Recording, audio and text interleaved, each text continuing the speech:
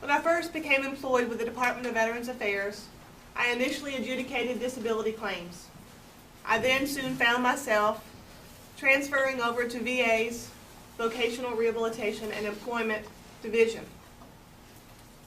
I consider this division to offer one of the best benefits offered by the Veterans Benefits Administration.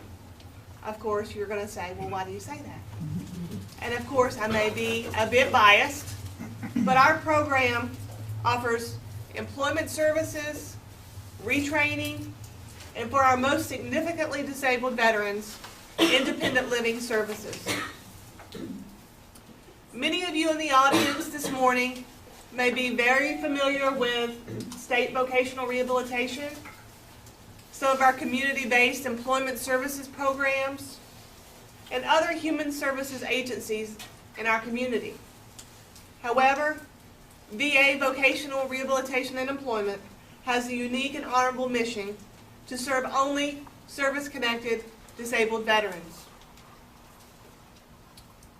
I currently find myself serving as one of the supervisors now in this division. And before becoming employed by the VA, I was a self-proclaimed professional student and a Guilford County resident who knew firsthand of the barriers to employment that people with disabilities face. I have made it my mission personally to always champion diversity and always be an advocate for people with disabilities. After all, it doesn't seem that long ago I was that scared teenager who found themselves in a rehab facility who had just sustained a spinal cord injury. And I had suddenly became a member of one of the largest minorities, and that minority was among the 54 million Americans with disabilities. It's with that empathetic understanding that I now find myself serving our nation's heroes. As of June 2012, according to the Bureau of Labor Statistics, only 32% of working-age people with disabilities, to include our injured veterans, were in the labor force. And sadly, only 27% are actually working.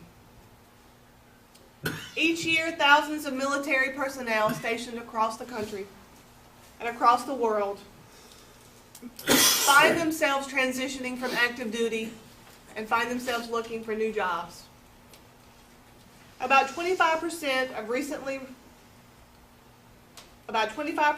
recent veterans reported having a service-connected disability.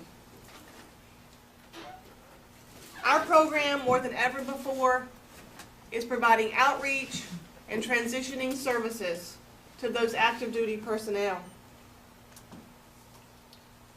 Most of you watch the nightly news, you read the newspapers, and you know that common injuries from our current conflicts include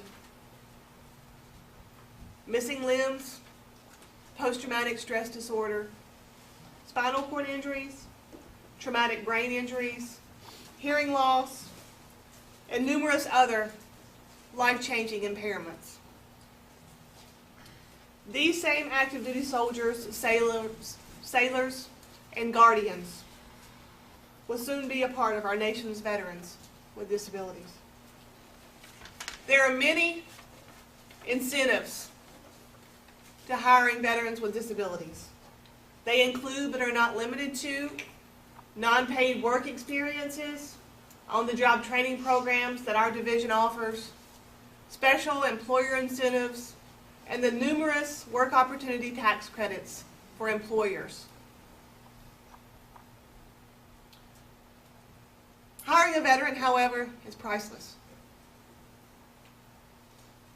Workplaces that welcome the talents of all people, to include disabled veterans, are a critical part in the efforts to build an inclusive community and a stronger economy.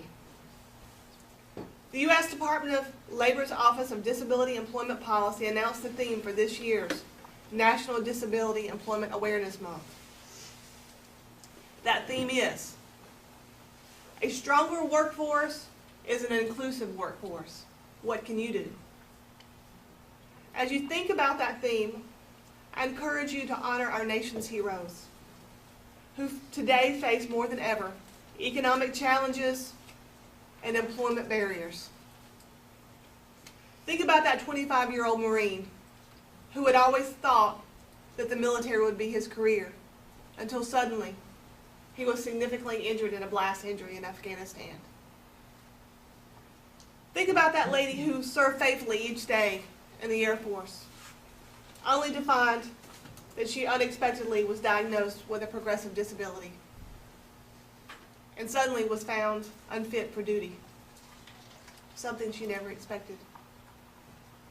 Think about that Vietnam veteran who was drafted without a high school education, who came back, faithfully served, and faithfully worked in manufacturing for 25 years, only to find himself suddenly faced with unemployment. He's now chronically unemployed, too far from retirement, and suddenly finds himself fighting the combat trauma that he had fought and previously escaped through keeping his mind busy through work. A stronger workforce is an inclusive workforce. What can you do to serve our nation's heroes?